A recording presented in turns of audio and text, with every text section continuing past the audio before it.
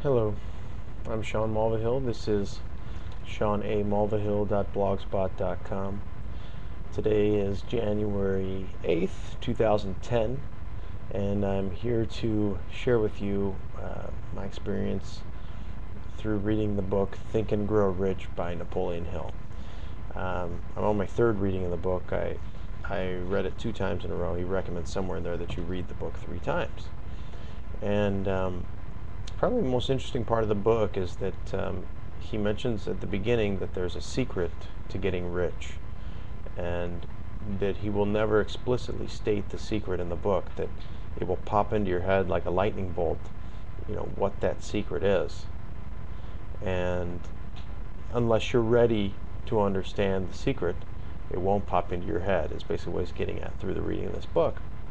And I approached the book with some trepidation because I thought, well, who are these people wanting to get rich? And it seems kind of sensational to write this title, Think and Grow Rich, and getting rich. Money's the root of all evils. All these things going through my mind, and it's like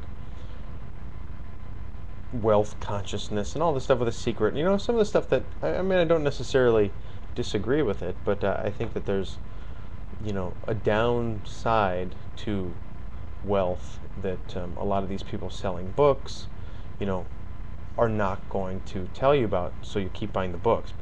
And most of us think that, yeah, if we did get rich, that problems would disappear, that we'd be happier, healthier, more free, and so on.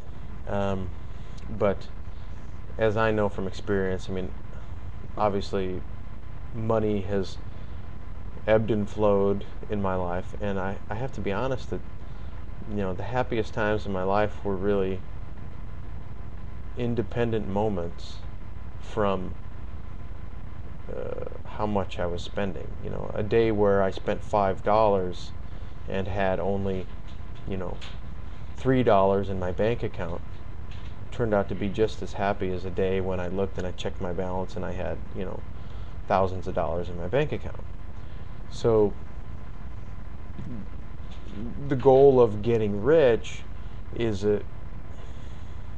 it's a noble goal, it's a fine goal, but it's ultimately a surface goal, and a deeper goal will probably make more sense for the type of person who's going to watch my blog, because you're obviously a person with a spiritual feeling about life. You feel oneness with your environment. You feel sort of a deep compassion for humanity, and you feel this need for a healing of the world as you look at what's going on in the world. Or maybe you don't. Maybe you're just really looking to make a quick buck and get a few things done in your life. Either way, the secret in Think and Grow Rich, which I wish some people would have just flat out said it. I looked all over the internet trying to find, someone who just said what the secret was when I read the book the first time, because I didn't glean this secret the first time I read the book. And upon the second reading, about 3 chapters in, it suddenly dawned on me what the secret in Think and Grow Rich is, and I am going to divulge the secret in Think and Grow Rich right now to you, because I think you could use it and profit from it, not only financially but spiritually, and sort of grow in a deep way.